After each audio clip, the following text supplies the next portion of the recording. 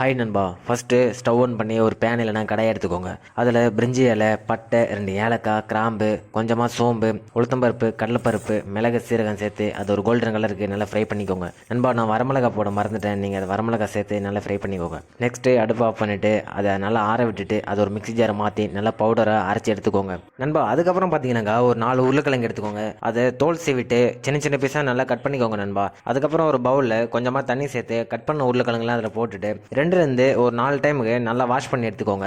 Wash பண்ணதுக்கப்புறம் அது ஓரமாக தச்சுக்கோங்க.